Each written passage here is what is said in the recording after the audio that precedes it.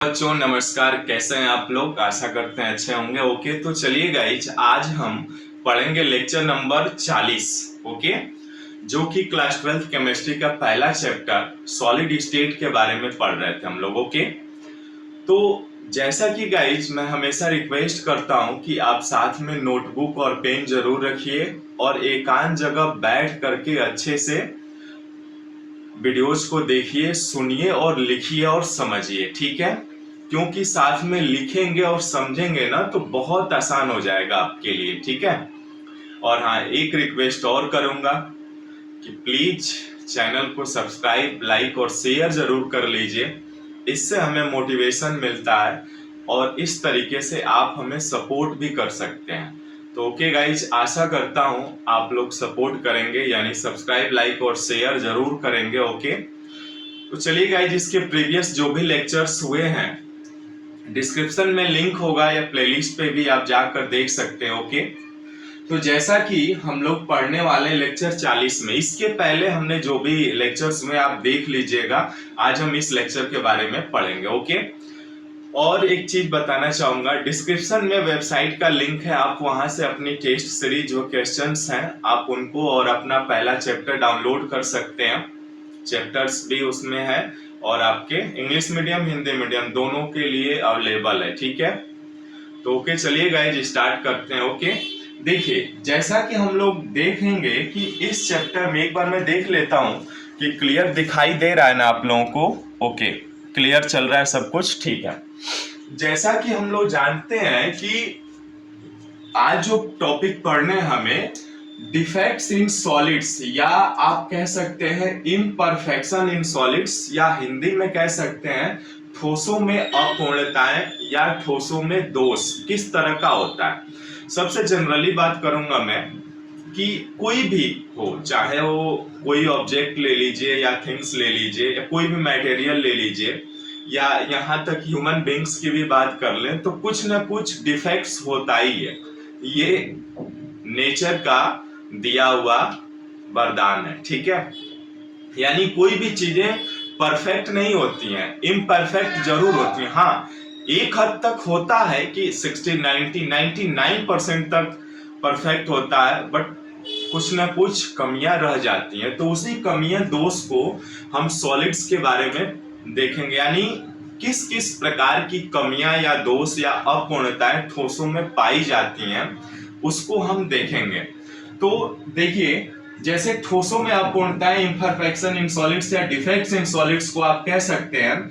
जैसा कि इस चैप्टर में हम लोग पढ़ रहे थे, शुरुआती लेक्चर्स में भी हमने पढ़ा था कि इस चैप्टर में हम क्रिस्टलाइन सॉलिड्स को पढ़ेंगे, यानी क्रिस्टलिन टाइप के सॉलिड जो होंगे उसी को पढ़ते हैं। तो हम जानते हैं कि क्रिस्टलाइन सॉलिड्स जो होते हैं वो क्या होते हैं, रेगुलर अरेंजमेंट होता है, यानी डिसिप्लिन्ड ऑर्डर और अरेंजमेंट में उनके एटम्स होते हैं, यानी जो भी अवयवी कण यानी कंस्टिट्यूएंट पार्टिकल्स होते हैं। कंस्टिट्यूएंट पार्टिकल्स किस प्रकार हो सकते हैं, एटम भी हो सकता है, आयन भी हो सकता है और मॉलिक्यूल भी हो सकता है ना। यानी इस चीज को आप ध्यान रख सकते हैं कि जो भी इस चैप्टर में हम लोग पढ़ेंगे, जैसे मैं लाइन यहाँ पे एक ड्रॉ कर रहा हूं, देखिएगा, ठीक है, और एक थोड़ा सा दूसरा कलर भी ले रहा हूं, छूट गया है। ओके, चलिए, तो जैसा कि हम जानते हैं कि क्रिस्टलिन सॉलिड्स, जो क्रिस्टलिन सॉलिड्स होते हैं,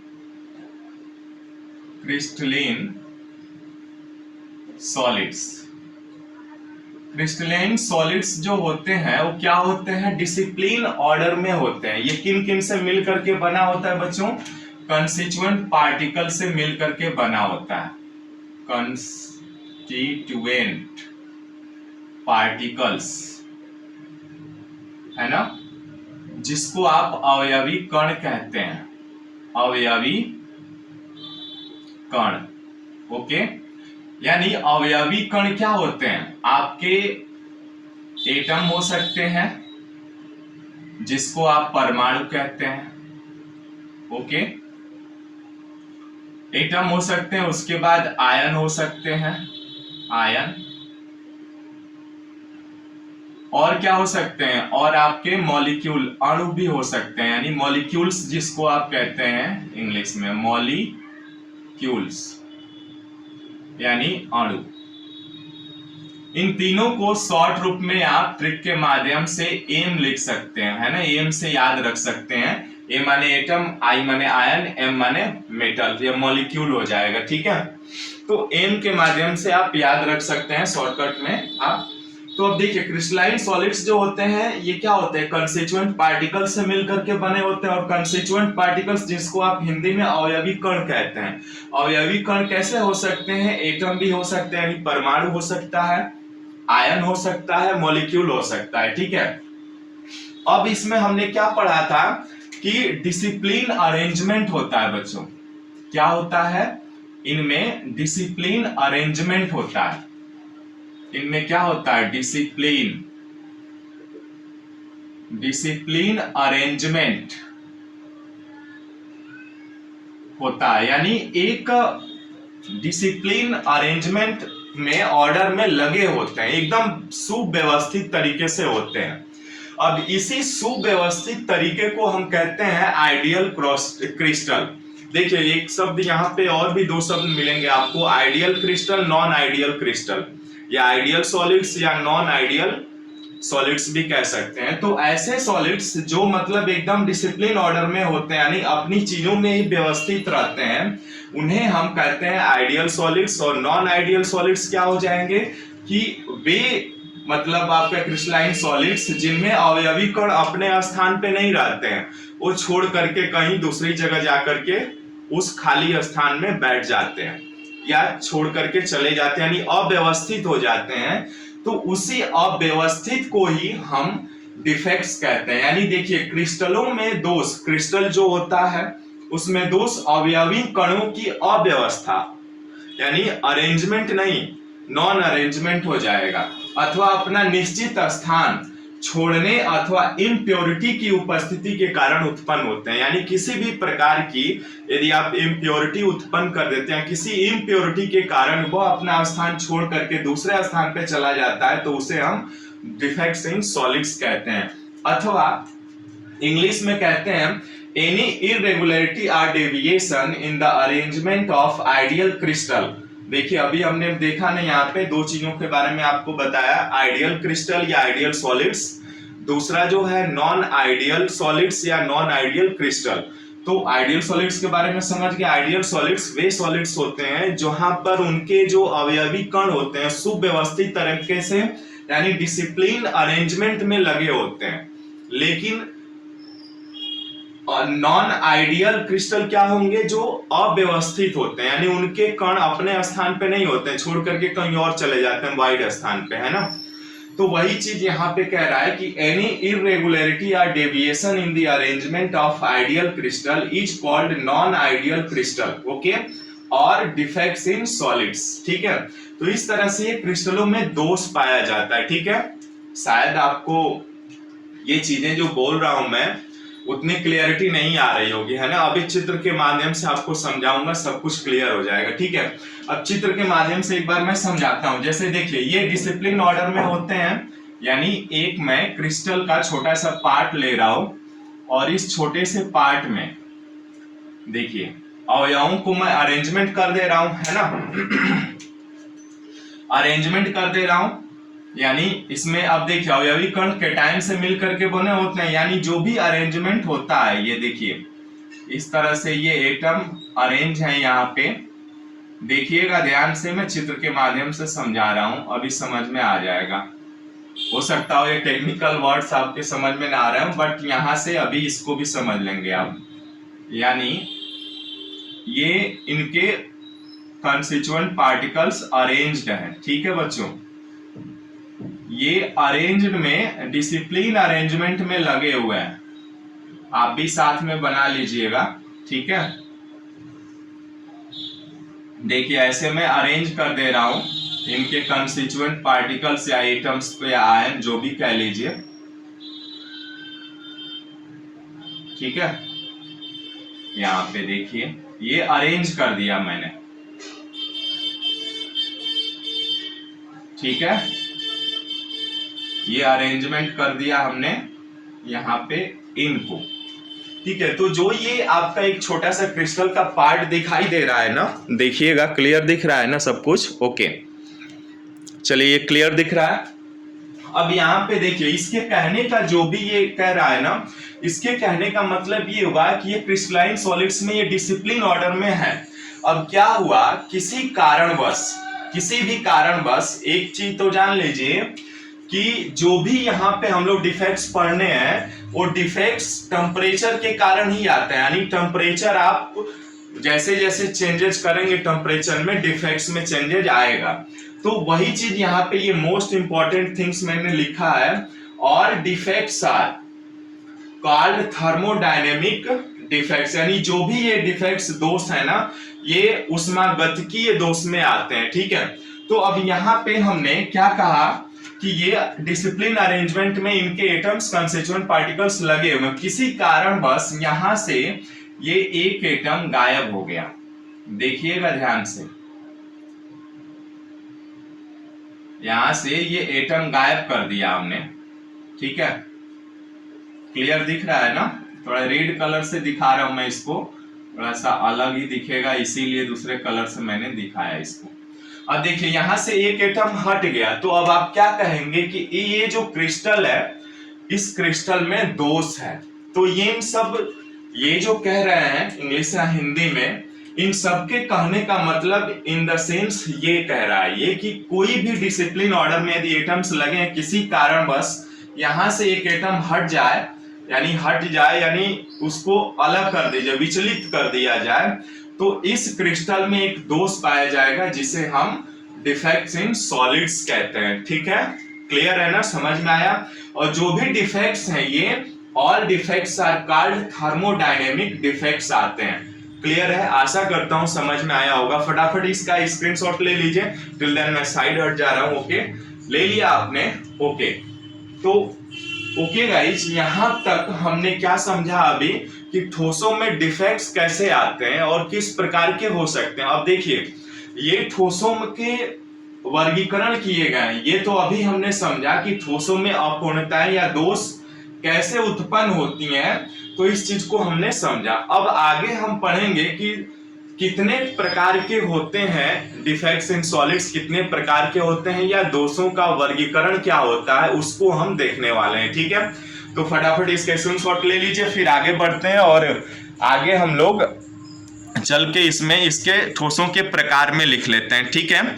तो चलिए गाइस अब लिखते हैं हम ठोसों के प्रकार, है ना। इसको रब कर दूं मैं, ओके।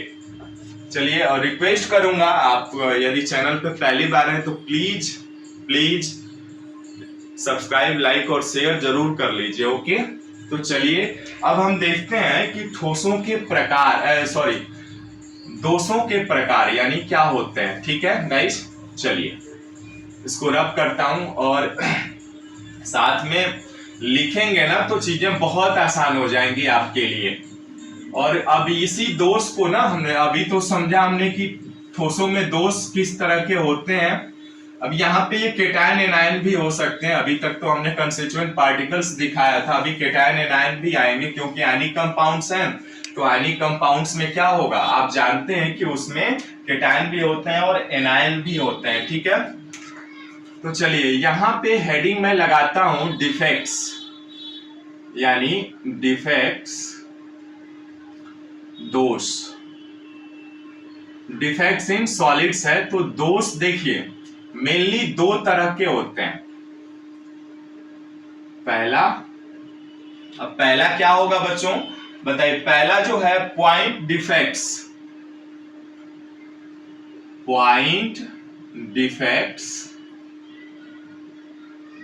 अथवा इसे ही कहते हैं हम क्या, एटॉमिक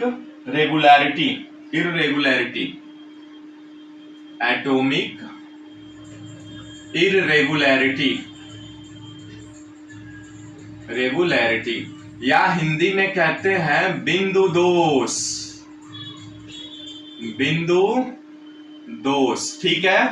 देखिए दोष दो तरह के हो गए। पहला आपका जो हो गया वो पॉइंट डिफेक्ट्स हो गया, ठीक है। पॉइंट डिफेक्ट्स कहते हैं या इसी को कहते हैं एटॉमिक इररेगुलरिटी। जिसमें एटम की इरेगुलरिटी हो जाती है, ठीक है ना, रेगुलरिटी नहीं है, इरेगुलरिटी हो जाएगी, या इसको हिंदी में कहते हैं बिंदु दोष। ठीक है बच्चों, बिंदु दोष हो गया। अब दूसरा देखिए, दूसरा जो है आपका वो ये कहता है, दूसरा आपका प्रकार लाइन डिफेक्ट और इलेक्ट्रॉनिक डिफेक्ट। दूसरा जो है आपका लाइन डिफेक्ट अथवा इलेक्ट्रॉनिक डिफेक्ट, जिसको आप कहते हैं इलेक्ट्रॉनिक डिफेक्ट्स, ठीक है, या हिंदी में इसको कहते हैं रेखीय दोष। क्या कहते हैं? रेखीय दोष। ओके गाइस, अभी तक हमने क्या सीखा कि दोष दो तरह के हो गए, लाइन डिफेक्ट्स अथवा इलेक्ट्रॉनिक डिफेक्ट्स भी कहते हैं, अथवा इसको कहते हैं रेखीय दोष, है ना, रेखीय दोष। अब देखिएगा ध्यान से, डिफेक्ट्स का वर्गीकरण में या डिफेक्ट्स के प्रकार में हमने देखा, पहला क्या है, पॉइंट डिफेक्ट्स कहते हैं, अथवा इसी को दूसरे नाम से कहते हैं एटॉमिक इरेगुलरिटी, अथवा हिंदी में कहते हैं बिंदु दोष। दूसरा क्या होता है, लाइन डिफेक्ट अथवा इलेक्ट्रॉनिक डिफेक्ट या रेखीय दोष किसे कहते हैं, ठीक है। अब देखिए इनके भी और प्रकार हैं, इनके और प्रकार क्या क्या हैं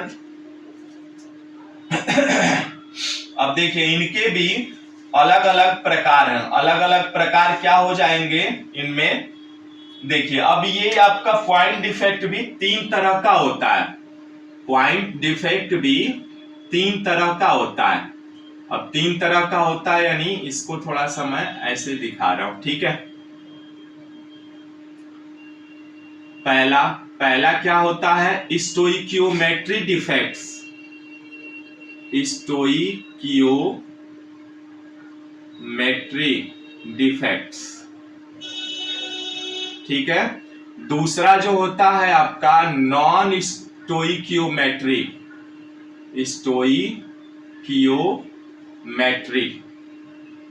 डिफेक्ट्स, ठीक है।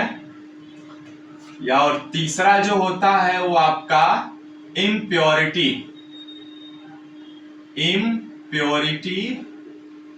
डिफेक्ट्स, देखिए, ठीक है। अब देखिए स्टोइकियोमेट्री को हिंदी में कहते हैं रस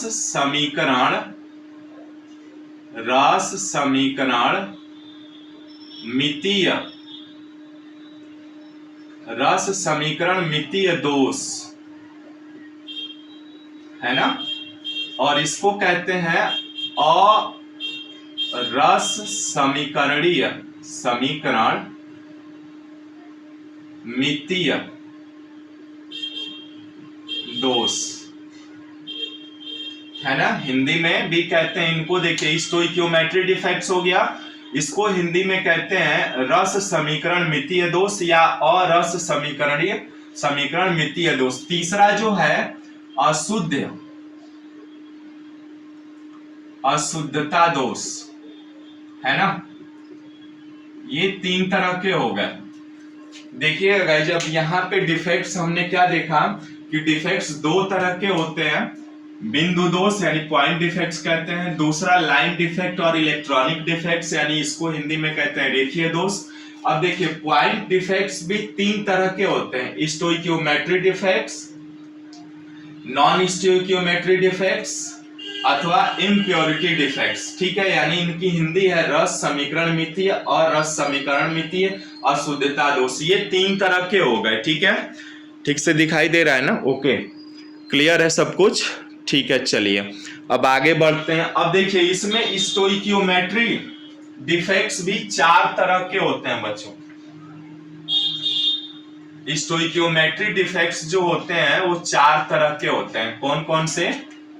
देखिएगा, ये 4 तरह के मैं दिखा रहा हूं यहाँ पे। पहला जो है आपका क्या है? पहला जो है आपका वैकेंसी डिफेक्ट्स है ना। देखिएगा बच्चों, पहला जो है आपका वैकेंसी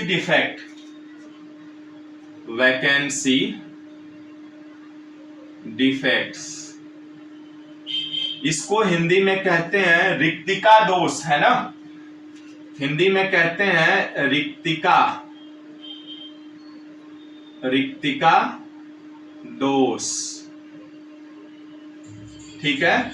अब दूसरा देखिए, दूसरा क्या होता है आपका, पहला हो गया वैकेंसी, दूसरा जो है इंटरस्टिशियल डिफेक्ट, इंटरस्टिशियल डिफेक्ट्स, यानी इसको हिंदी में कहते हैं अंतराकाशी, अंतराकाशी, पहुंच गए काशी पहुंच गए काशी, अंतराकाशी दोष, ठीक है। अब थर्ड, तीसरा जो है उसका देखिए इंटरस्टिशियल डिफेक्ट्स, इसको वॉइड डिफेक्ट्स या एम्प्टी डिफेक्ट्स भी कहते हैं, तो इसको हिंदी में हो गया अंतराकाशी दोष, ठीक है।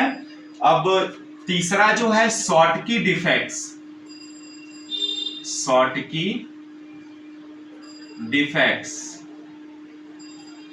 इसको हिंदी में शॉर्टकी कहते हैं, शॉर्टकी दोष, ठीक है। चौथा जो डिफेक्ट्स है वो आपका फ्रैंकेल डिफेक्ट्स होता है, फ्रैंकेल डिफेक्ट्स, इसको हिंदी में बच्चों कहते हैं फ्रैंकेल ही कहते हैं, फ्रैंकेल दोष, ठीक है। यहां तक हमने देख लिया, क्या क्या देखा अभी हमने कि देखिए डिफेक्ट्स दो तरह के हो गए, point defects, line defects. Point defects तीन तरह के हो गए, stoichiometry defects, non stoichiometry defects और इम्प्योरिटी डिफेक्ट्स। अब स्टोइकियोमेट्री डिफेक्ट्स चार तरह के होते हैं, पहला वैकेंसी डिफेक्ट्स, दूसरा पहला वैकेंसी डिफेक्ट्स हो गया यानी हिंदी में कहते हैं रिक्तिका दोष, दूसरा इंटरस्टिशियल डिफेक्ट्स या अंतराकाशी दोष, तीसरा जो है आपका शॉर्टकी दोष और चौथा जो है आपका फ्रैंकेल डिफेक्ट्स। गाइज ध्यान से पढ़िएगा, बहुत सारे क्वेश्चंस आते हैं और एक सॉलिड स्टेट का महत्वपूर्ण टॉपिक है ये, जिनमें परीक्षा में आपके कॉम्पिटिटिव एग्जाम्स में या बोर्ड में क्वेश्चंस बनते हैं यहाँ से, ठीक है। तो चलिए गाइज, जब यहाँ तक ये चार हो गए ना, अब देखिए नॉन स्टोइकियोमेट्री भी दो तरह के होते हैं, है ना। पहले तो इसको लिख लीजिए, फिर मैं अगला आपको उनका वर्गीकरण बता दूं, फिर आगे इनको एक एक चीजों के बारे में समझेंगे, ठीक है। यहां तक आपने लिख लिया, ठीक है। अब ये जब लिख लिए ना, तो अब देखिए यहाँ पे हम नॉन स्टोइकियोमेट्री डिफेक्ट्स भी दो तरह के होते हैं, देखिएगा ध्यान से। अब यहाँ पे हम देख लेते हैं नॉन स्टोइकियोमेट्री डिफेक्ट्स क्या होते हैं। नॉन स्टोइकियोमेट्री डिफेक्ट्स भी कितने तरह के होते हैं, दो तरह के होते हैं बच्चों, ठीक है। नॉन स्टोइकियोमेट्री डिफेक्ट्स दो तरह के होते हैं, है ना। धातु आधिक्य अधिकता दोष, यानी इसको इंग्लिश में कहते हैं मेटल एक्सेस डिफेक्ट्स, और दूसरा आपका जो आ जाएगा धातु अधिकता हो गया ना, अब दूसरा आ जाएगा आपका धातु न्यूनता, है ना। दूसरा जो है आपका धातु न्यूनता दोष आ जाएगा, जिसको आप कहते हैं नॉन मेटल, या इसको आप कहते हैं मेटल डेफिशिएंसी, धातु न्यूनता दोष, यानी मेटल डेफिशिएंसी डिफेक्ट्स, है ना। अब इस तरह से बच्चों ये हमें कुछ आपके ये डिफेक्ट्स के प्रकार हुए, ठीक है। तो गाइज आज के लिए इतना ही, पढ़ते हैं फिर से हम एक एक चीजों को ध्यान से, आगे आने वाले लेक्चर्स में हम एक एक दोषों को विस्तृत अध्ययन करेंगे, ठीक है। तो आज के लिए इतना ही, मिलते हैं फिर नेक्स्ट वीडियो में, और रिक्वेस्ट करूंगा हमेशा की तरह प्लीज सब्सक्राइब, लाइक और शेयर जरूर कर लीजिए, और शेयर करिए उन बच्चों को जिनको वास्तव में इसकी नीड है ना, और जिनको जरूरत है, ठीक है। तो मिलता है फिर, okay, thanks a lot, thanks for watching.